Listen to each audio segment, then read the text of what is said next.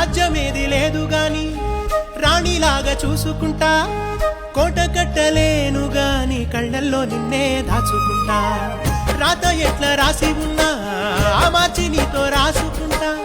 స్వర్గమంటూ ఉన్నదంటే అది నీతోనే ప్రతిరోజు పంచుకుంటా నిన్ను గన్న మీ నాన్న కన్నా